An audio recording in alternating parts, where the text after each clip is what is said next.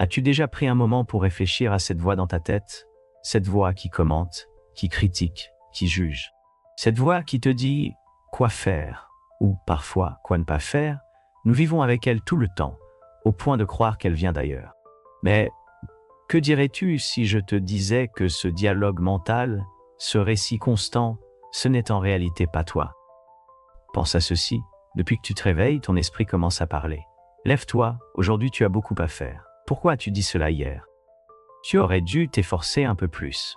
C'est un dialogue incessant. Un bruit de fond qui, même si nous l'ignorons parfois, ne s'arrête jamais. Mais t'es-tu déjà demandé qui écoute? Si tu es celui qui parle, alors qui est-ce qui écoute? Ferme les yeux un moment et imagine un endroit complètement silencieux, sans pensée, sans jugement, sans mots. Tu es juste toi dans cet espace pur, sans bruit mental. Qui es-tu? Où est donc ce discours interne qui semble avoir tant de contrôle sur ta vie? Il y a quelque chose que beaucoup ne veulent pas affronter. Cette voix, ce dialogue mental n'est pas l'essence de ce que nous sommes vraiment. C'est juste un écho, une construction, un reflet conditionné par des années d'expérience, de peur et d'attente. Mais nous, ceux qui sommes derrière, sommes quelque chose de bien plus profond, de plus mystérieux. Maintenant, fais attention à ceci. Lorsque tu te sens anxieux, qu'est-ce qui te pèse vraiment? Ce n'est pas l'événement en lui-même, mais l'interprétation que ton esprit en fait. Cette voix qui magnifie les conséquences, qui te répète « cela sera un désastre ». Et voici la révélation terrifiante. Cette voix ne cherchera pas à t'aider, elle cherchera à te contrôler. C'est le filtre à travers lequel tu expérimentes la réalité, et la plupart du temps, ce filtre déformé. Laisse-moi te raconter quelque chose de fascinant. Les neuroscientifiques ont découvert que la plupart de nos pensées ne sont pas conscientes, mais automatiques. C'est comme si ton esprit était un programme qui tourne en arrière-plan, répétant des schémas et des croyances que tu n'as même pas choisis. Ce dialogue mental est une habitude, ce n'est pas ton vrai moi. Mais il y a quelque chose d'encore plus troublant. Ce dialogue interne peut être ton pire ennemi, mon ami, ou ton allié le plus puissant. Tout dépend si tu décides de t'identifier à lui ou non. Parce que le véritable piège est de croire que cette voix est tout ce que tu es, alors qu'en réalité, tu es bien plus. Tu es l'observateur, le témoin silencieux derrière le bavardage incessant. Pense au moment où tu as le plus souffert. N'est-il pas vrai qu'une grande partie de la douleur venait des pensées qui surgissaient? Des pensées comme « cela ne s'améliorera jamais » ou « je ne suis pas suffisant ». Ce dialogue intérieur crée des histoires. Et ces histoires façonnent la façon dont tu vois le monde et comment tu te perçois. Mais voici la clé, tu n'es pas ces histoires. Il existe des cultures anciennes qui ont compris ce secret depuis des siècles. Dans le bouddhisme, par exemple, on enseigne que la souffrance découle de l'attachement à ses pensées. La méditation, une pratique millénaire, n'est rien d'autre qu'un exercice pour observer ce dialogue intérieur et apprendre à ne pas s'y identifier. Car au moment où tu cesses de réagir à chaque pensée qui surgit, tu te libères, mais tu n'as pas besoin d'être un moine pour vivre cette liberté. Il suffit de faire une pause et d'observer. La prochaine fois qu'une pensée négative surgit, arrête-toi et demande-toi, est-ce réel ou est-ce juste mon esprit qui joue avec moi? En faisant cela, tu commences à rompre le charme, à déconstruire l'illusion que ton dialogue intérieur est la totalité de ce que tu es. Je veux que tu te souviennes de quelque chose. Tu n'es pas la voix, tu es celui qui l'écoute. Et à ce moment-là où tu te sépares d'elle, tu commences à reprendre le contrôle de ta vie. Car la véritable magie se produit lorsque tu cesses d'être piégé dans les histoires que tu te racontes et commences à vivre depuis un lieu plus profond, plus authentique. Tout au long de cette vidéo, nous allons explorer comment le dialogue mental prend le contrôle, comment il déforme notre perception et, surtout, comment nous pouvons nous en libérer. Car le premier pas pour retrouver ton pouvoir est de réaliser que cette voix n'est pas toi. Et quand tu y parviendras, tu découvriras un monde de possibilités. Es-tu prêt pour ce voyage vers l'inconnu? Continue avec moi, car à la fin de cette vidéo, tu n'auras pas seulement appris à identifier la voix de ton esprit, mais tu comprendras aussi comment te reconnecter à ton véritable être. Et crois-moi, ce que tu trouveras dans ce silence est bien plus grand que tout ce que tu aurais pu imaginer. Le véritable mystère n'est pas dans les étoiles ni dans les océans les plus profonds. Il est dans notre propre esprit, dans cette voix qui ne se tait jamais, cette voix qui narre, qui juge, qui compare, qui se souvient et qui planifie. Mais dis-moi, t'es-tu déjà demandé d'où ça vient? Pourquoi a-t-il parfois l'air de te saboter? Ou pire encore, pourquoi semble-t-il te connaître mieux que toi-même? Je vais te révéler quelque chose qui pourrait changer ta façon de voir la vie. Ce bavardage mental qui te semble si familier, ce n'est pas toi. Mais il est avec toi depuis si longtemps que tu as commencé à y croire. N'est-ce pas troublant? C'est comme si tu avais vécu avec un étranger en toi, quelqu'un qui parle avec ta voix, qui utilise tes souvenirs et tes désirs, mais qui n'est fondamentalement qu'un imposteur. Imagine que tu es dans une pièce avec un ami. Cet ami ne cesse de parler. Il te dit ce que tu as mal fait hier, ce que tu pourrais mieux faire demain, et il s'assure de te rappeler toutes les fois où tu as échoué dans le passé.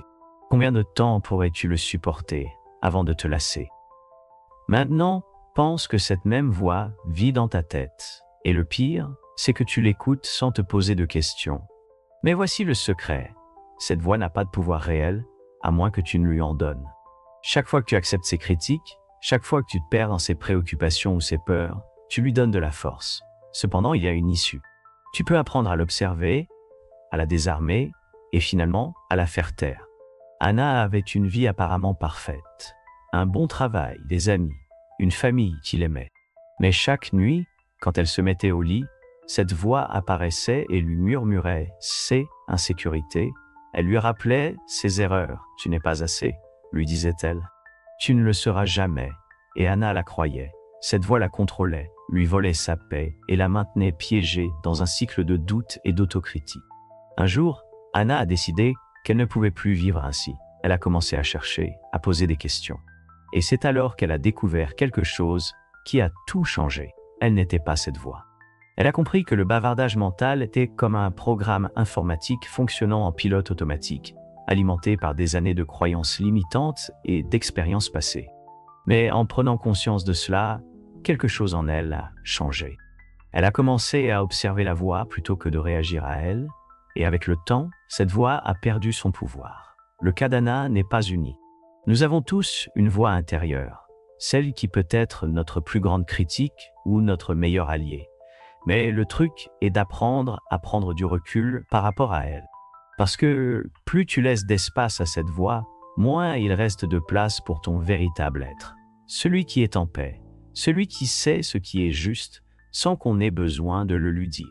Maintenant, je veux que tu fasses un exercice avec moi. La prochaine fois qu'un pensée négative surgit dans ton esprit, arrête-toi, ne la juge pas, ne cherche pas à la changer. Observe-la simplement, comme si tu étais un spectateur regardant un film. Demande-toi, d'où vient cette pensée? Est-elle vraiment mienne ou n'est-ce qu'un écho du passé? Tu seras surpris de ce que tu découvres. Souvent, ces pensées n'ont même pas de sens. Elles sont comme des feuilles emportées par le vent, inutiles, éphémères. La clé pour te libérer de ce discours mental ne réside pas dans le fait de lutter contre lui, mais dans le fait de ne plus t'y identifier. Lorsque tu parviens à te séparer de cette voix, tu réalises que tu es bien plus que tes pensées.